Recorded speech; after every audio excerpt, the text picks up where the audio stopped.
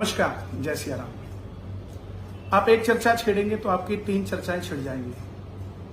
ये सत्य है और ये मुझे मालूम भी था, लेकिन मैं आज भी अपनी बात पे अडिग हूं। वो चर्चाएं जो और छिड़ी उस पर भी बात कर रहा हूं और जो चल रही है उस पर भी बात कर रहा हूं। मैंने पूजा पद्धति की बात की थी कि जागरण के अंदर हमें नियमावली से काम करना चाहिए। कुछ नियम है, कुछ थीम है, जिसके चलते हमें ये सोचना चाहिए कि हमारे जागरण में गाने कौन आ रहा है, किस अवस्था से आ रहा है और किस अवस्था में जाएगा। क्या वो वैष्णव है जो वैष्णो देवी का भजन कर रहा है? उसको हिंदू मुस्लिम पर जोड़ दिया गया। क्या ये सही है?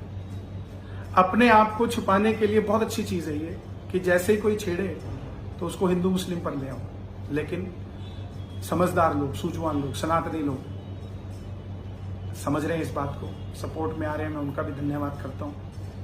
और जो नहीं आ रहे, वो आज नहीं, अगली पीढ़ी नहीं, उससे अगली पीढ़ी, एक दिन तो आपकी भी आने वाली पीढ़ियों को समझ आ जाएगी। चलो, हमें नहीं आती शायद, अगर मुझे किसी चीज को समझ नहीं आ रहा है तो मेरी अगली पीढ़ी को समझ आ जाएगी, लेकिन एक दिन तो आएगी। क्योंकि जो बात सत्य है, जो भूतकाल में होता आया है, वो आने वाले समय में भी होता है। दूसरी बात हमारे साजी भाइयों की, म्यूजिशियंस की, मैं देख रहा था एक वीडियो, वो भी मेरे पास आई। उनको उन्होंने क्लिप दिल्ली की, पंजाब की नहीं है शायद, वो दिल्ली की है, और उसमें मैं कह रहा हूँ कि पीछे जो ऑडियंस खड़ी है, आप बैठ जाइए, नहीं तो अगले जन्म में आपको भी साज वाला बनना पड़ेगा और पीटते रहना। पहली बात तो म्यूजिशियंस जितने हैं, मैं सबको प्रणाम करता हूँ और हमारा परिवार है। अगर आपको किसी चीज का बुरा लगा है तो आपसे माफी मांगते हुए मुझे 1% भी तकलीफ नहीं है और ना होगी, क्योंकि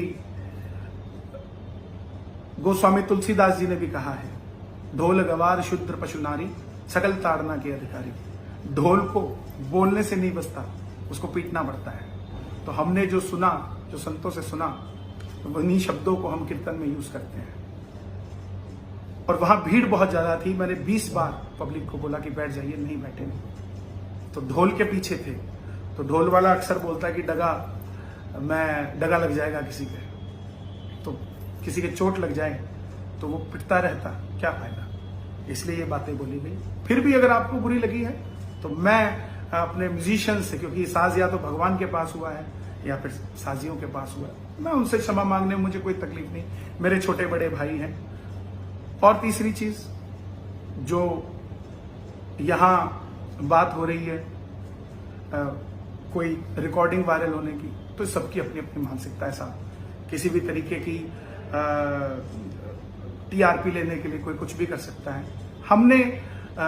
हम अपनी बात कर जाते हैं, हम जाकर नहीं किसी को तंग करते।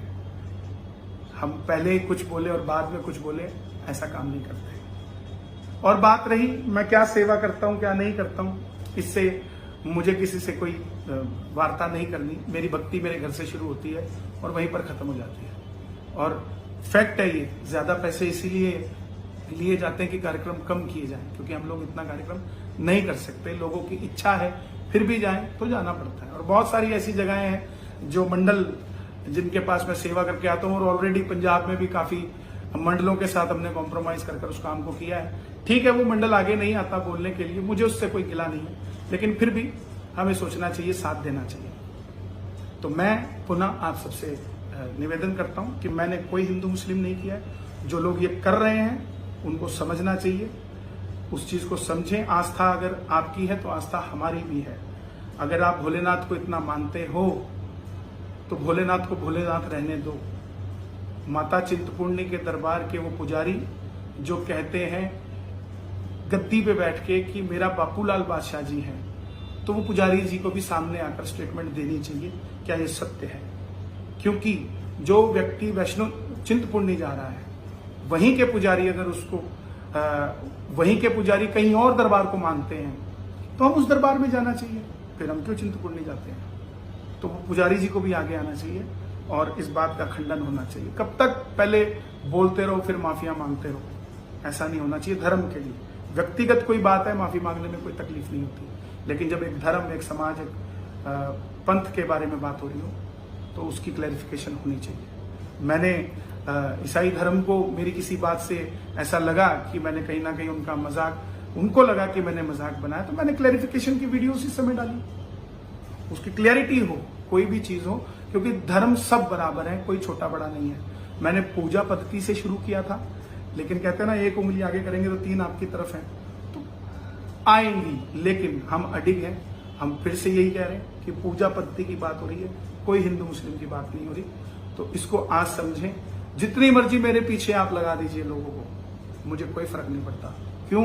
क्योंकि मैं भजनों से जी रहा हूं, भजनों को गा नहीं रहा हूं, भजनों को अपने जीवन में उतार रहा हूं। और ये मेरा कर्म नहीं है भजन गाना। मुझे ठाकुर जी ने सेवा दी हुई है तो मैं गा रहा हूं। मेरा कर्म सिर्फ और सिर्फ सुबह उठना और भगवान के लिए चल पड़ना है।